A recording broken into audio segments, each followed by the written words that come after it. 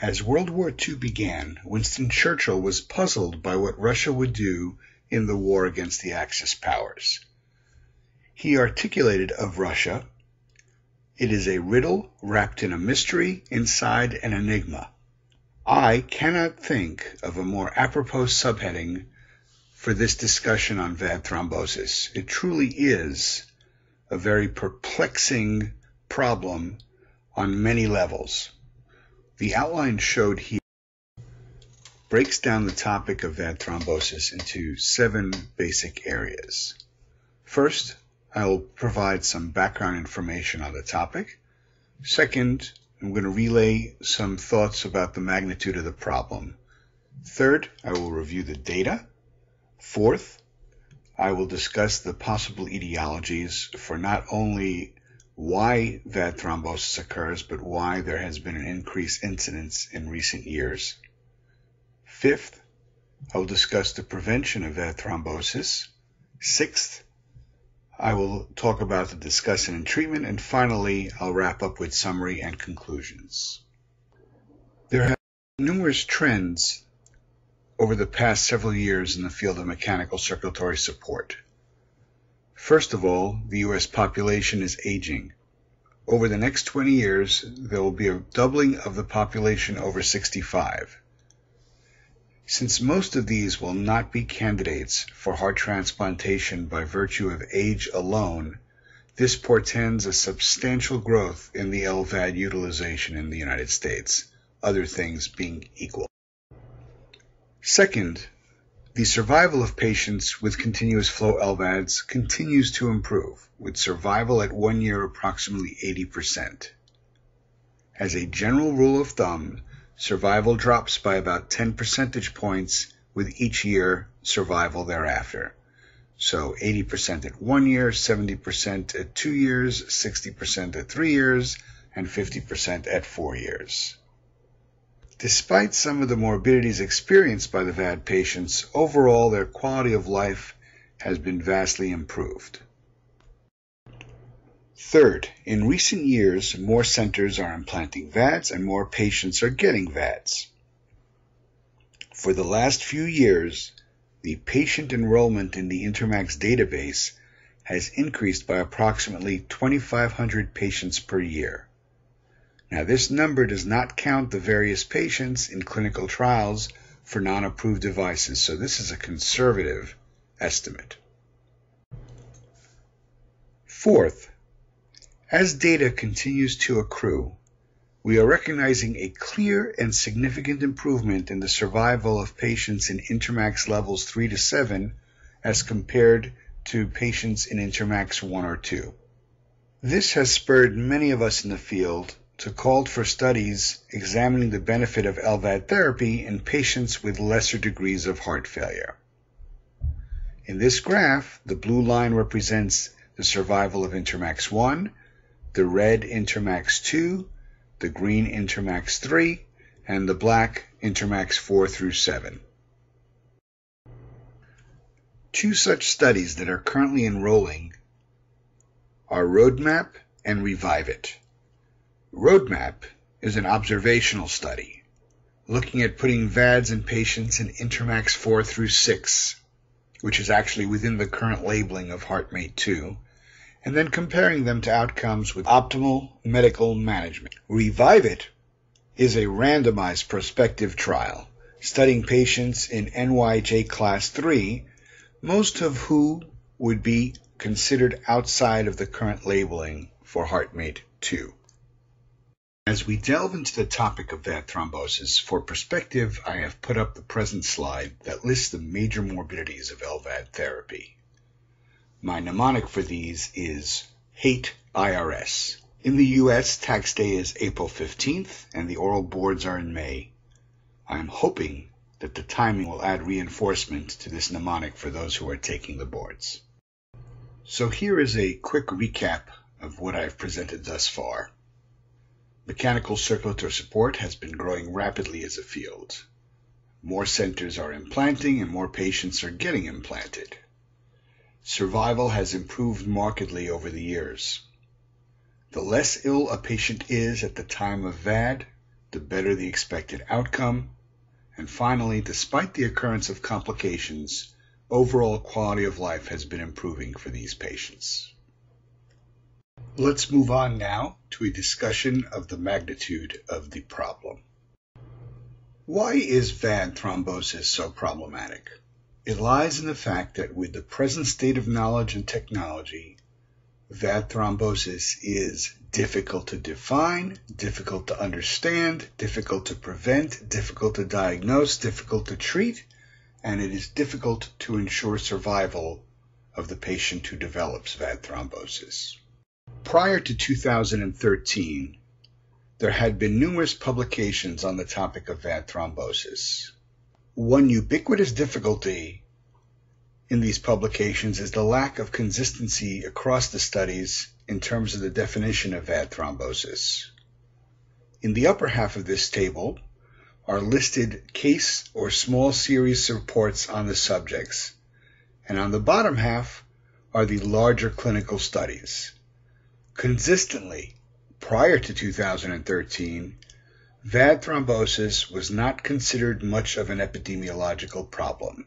The published series all reflect events per patient year rates of less than 0.03.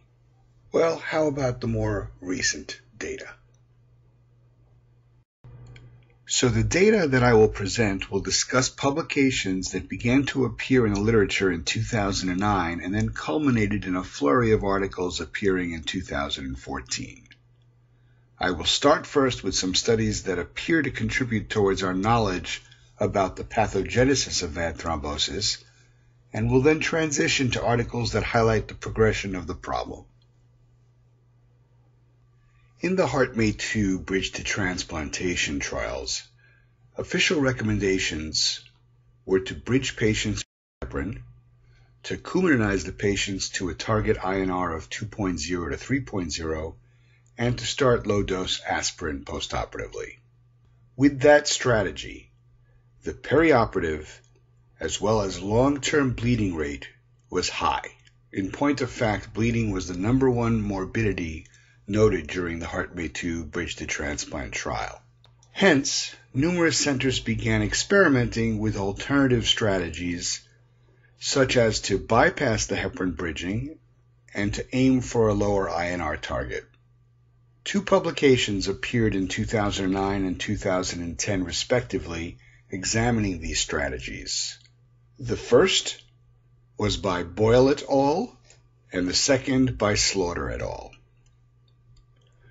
Boyle et al. Reviewed the data on patients who enrolled in the HeartMate II pivotal bridge to transplant trial and who were at least a month out from hospital discharge at the time of the writing. The resulting 331 patients were divided into 5 INR groupings. The results of the study shown here were twofold. First, all patients with an INR of greater than 1.5 had low pump thrombosis rates. Second, although the issue of bleeding was ever present, the bleeding was exacerbated in those patients whose INR was above 2.5. Hence, the rule of thumb evolved that perhaps we should downshift the patient's target INR range by 0.5, so that instead of keeping the INR from 2 to 3 as initially recommended, we would now shoot for 1.5 to 2.5. And many centers did. So it appears a lower INR target could be tolerated, perhaps. What about bridging with heparin? Slaughter et al. In 2010 performed a retrospective analysis of data from multiple centers implanting the HeartMate II as a bridge to transplant. The patients were assigned to one of 3 groups depending on the use of heparin and the dosage of heparin during the first 21 postoperative days. In Group A, patients were therapeutic on heparin. In Group B, they were not therapeutic. And in Group C, they received no heparin for a variety of reasons. He then compared the outcomes at a median follow-up of 293 days. The top graph shows the PTT range for each of these groups. The lower table shows the adverse event profile. Importantly, there was no difference in the thromboembolic rate at any time during the follow-up period. Moreover, as seen in the highlighted portion of the table, the bleeding events requiring transfusion were lowest in the no heparin group.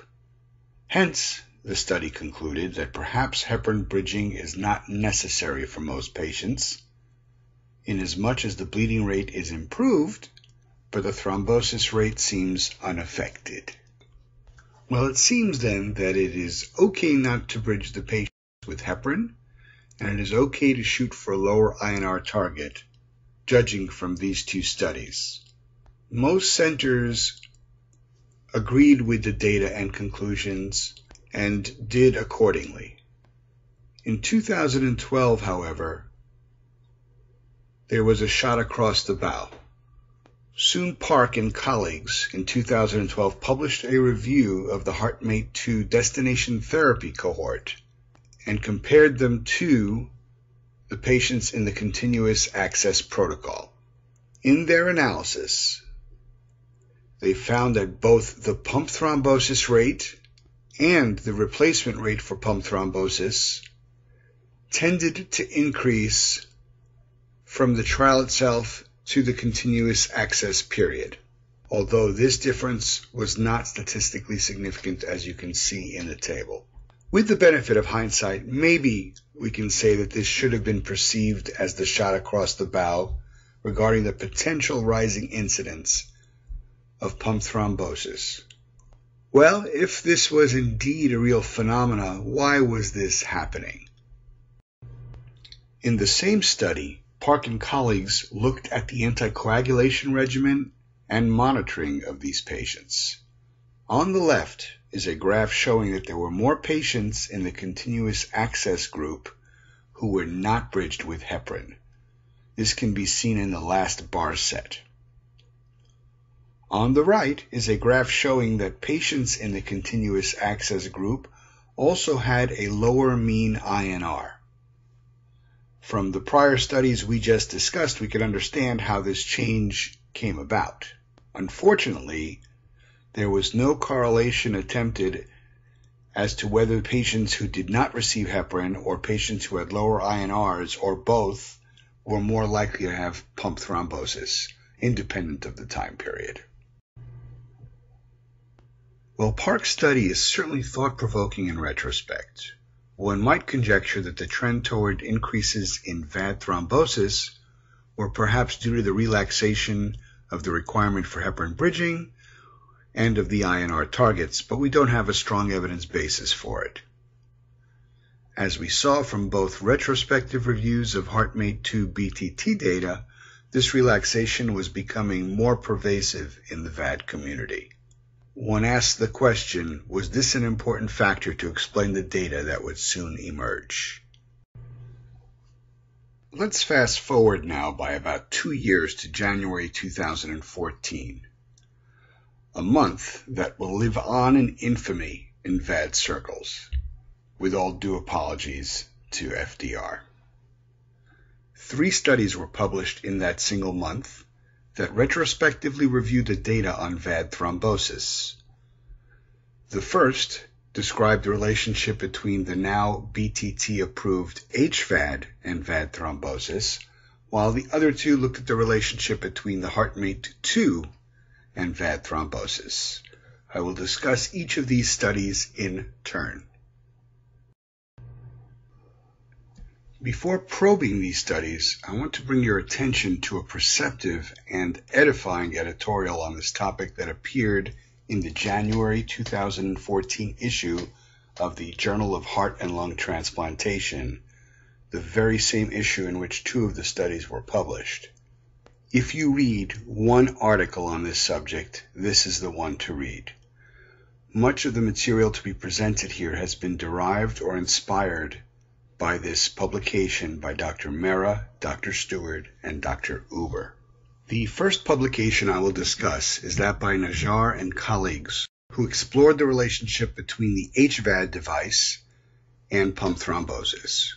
Shown here are pictures of the two different formulations of the HVAD.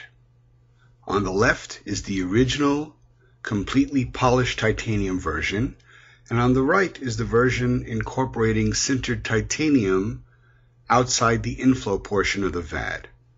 I will discuss this change and the reasons for it shortly. The study population was 382 patients who were either part of the BTT trial or were included in the continuous access protocol.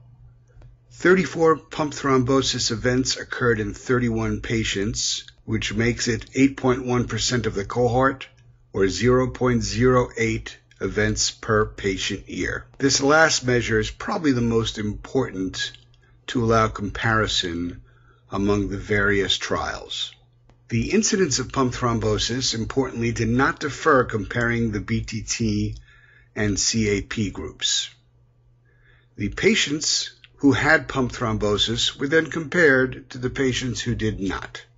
The first publication I will discuss is that by Najjar and colleagues who explored the relationship between the HVAD device and pump thrombosis. Shown here are two pictures of two different formulations of the HVAD. On the left is the original polished titanium version, and on the right is the version incorporating sintered titanium on the inflow portion of the VAD. I will discuss this change shortly and the reasons for it.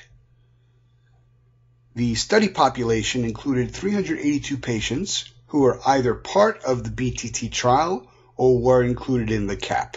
34 pump thrombosis events occurred in 31 patients for an 8.1% incidence of the cohort and a 0.08 events per patient year.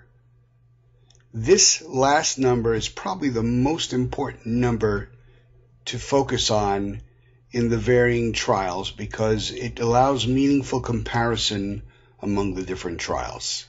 The incidence of pump thrombosis did not differ comparing the BTT and CAP groups, and therefore they were lumped together. The pump thrombosis patients were then compared to the non-pump thrombosis patients.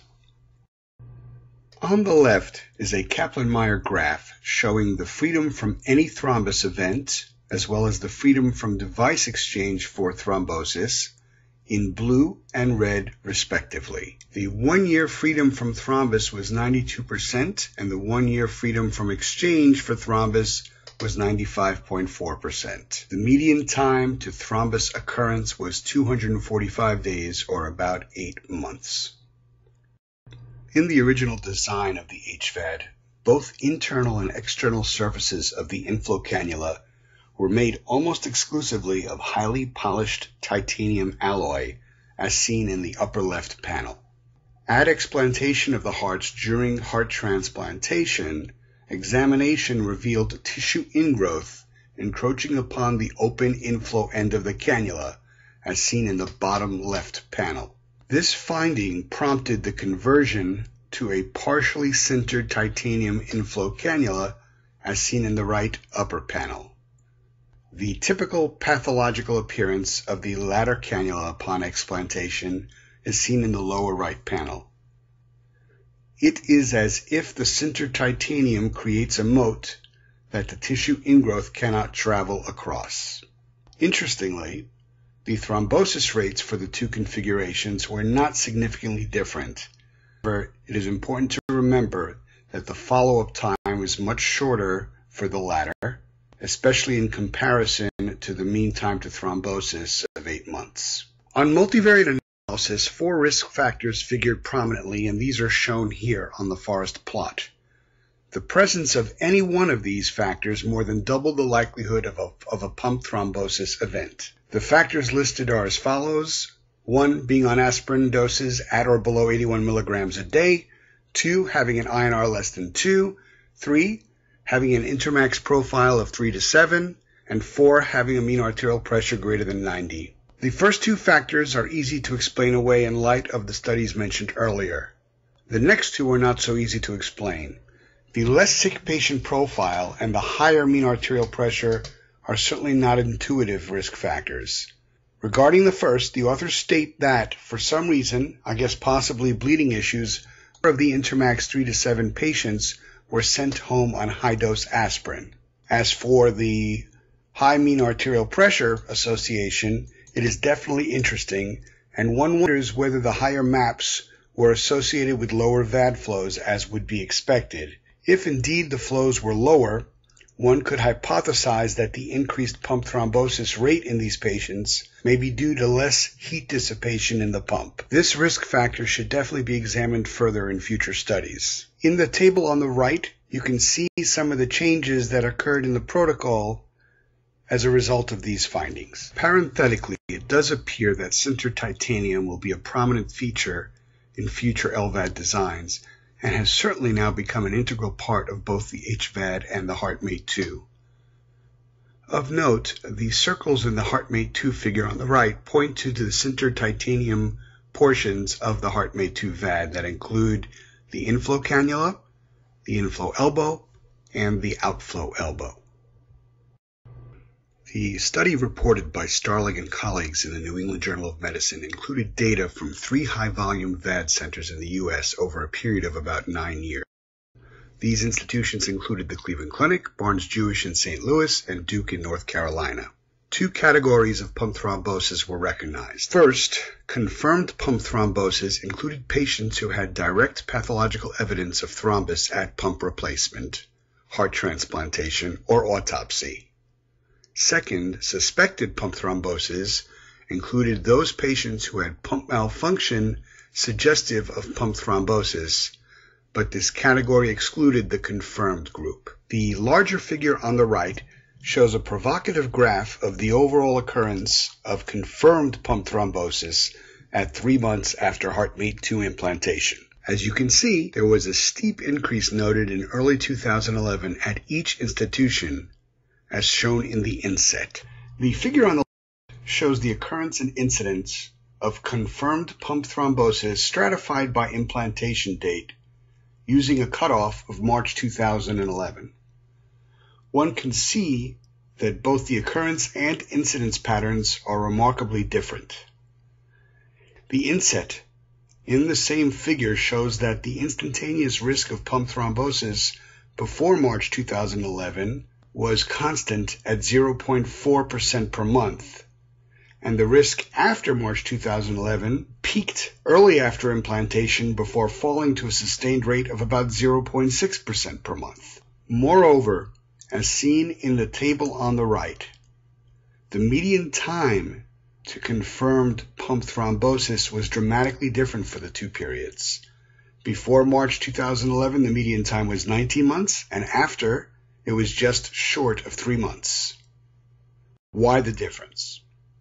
One of the greatest contributions of this paper was in demonstrating the potential utility of serum LDH levels to presage confirmed pump thrombosis.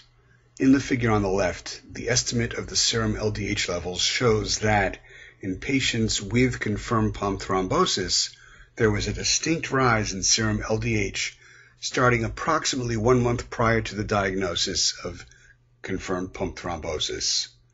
Starling and colleagues offer a time course for this relationship, shown diagrammatically in the figure to the right.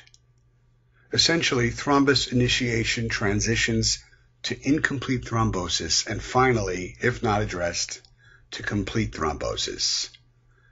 LDH levels rise during the first 2 periods, while confirmed pump thrombosis occurs in the last. The table shown here summarizes the anticoagulation protocols of the 3 institutions. A couple of points to be noted. First, heparin bridging was generally used prior to 2009, and then again after 2011 without heparin bridging in the intervening period. Cleveland Clinic and Barnes-Jewish begin it almost immediately after implant if there is no bleeding, and Duke begins it if the INR is not therapeutic by 3 days post-op. Number 2, antiplatelet therapy was used universally across all 3 institutions and over time. Management and outcomes by patient of those who had confirmed pump thrombosis. Once confirmed pump thrombosis was diagnosed, the management proceeded as follows. 11 patients were treated with urgent heart transplantation, 19 were treated with urgent VAD exchange, 2 had their VADs removed because of sufficient recovery, and 38 patients received only medical therapy, which usually included thrombolytics. The outcomes were as follows.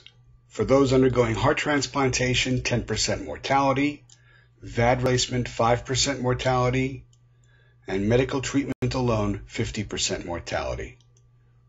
We will discuss the findings a bit later. To further elaborate on the high mortality rate of medical therapy alone, shown here are the Kaplan-Meier curves comparing heart transplantation, VAD exchange, and medical therapy for pump thrombosis. As one can see, the latter had a much higher mortality rate over time, even beyond the perioperative period. Shown here are some replies to the editor regarding the Starling publication that appeared in ensuing issues of the New England Journal of Medicine.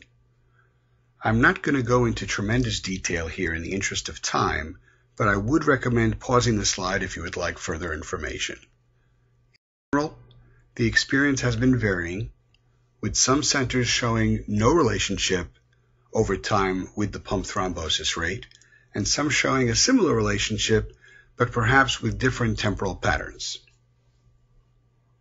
We now arrive at the third publication published in January, that by Kirkland et al., with results obtained from the INTERMACS database. On the left are Kaplan-Meier survival curves by implant year, showing the freedom of device exchange or death due to pump thrombosis. If you look at this figure, the INTERMACS database confirms the findings of Starling's group. Over the period from 2008 to 2012, the one-year pump thrombosis rate went up 6-fold, as shown in the figure on the right. In addition, those undergoing pump exchange for pump thrombus had a worse overall survival as compared to patients undergoing their primary VAD. In this figure, the patients undergoing primary VAD are in blue, and those undergoing exchange due to thrombus are in red. In this analysis, the following were found to be risk factors for device exchange or death due to pump thrombosis: implant year, younger age, white race, larger BMI, LVEF greater than 20%, and higher LDH at 1 month post-op. Some of these findings are intuitive, others are counterintuitive, and still others require a bit more thought and exploration in the future. This next slide is from Mandeep Mehra's editorial and summarizes and compares the 3 studies that I have just presented. Please pause the slide if you're interested in viewing this further. One final study to discuss briefly, presented at the IHLT meeting from this year, includes data from the MAUDE database. This database collects post-market surveillance data of medical devices in the United States. As you can see from this slide, the MAUDE database confirms the increasing incidence of pump thrombosis, but starting in 2010, a bit earlier than the Starling paper. Corroborating the results from the Cleveland Clinic study, the peak incidence of device thrombosis occurred between 2 and 6 months post-implant. Importantly, remember there is going to be some cross-population of studies by the patients enrolled in the Starling, Kirkland, and MAUDE studies. So to recap, there has been a definite increase in thrombosis in recent years. An increase in LDH may predict pump thrombosis. The etiology is likely multifactorial. Thrombosis in recent years appears to be occurring earlier. It is also associated with worse outcomes, and outcomes appear to be better with device exchange as opposed to medical therapy. But remember, this is retrospective data. Regardless, as one might imagine, the growing issue of VAD thrombosis has had quite a chilling effect on those of us in the field.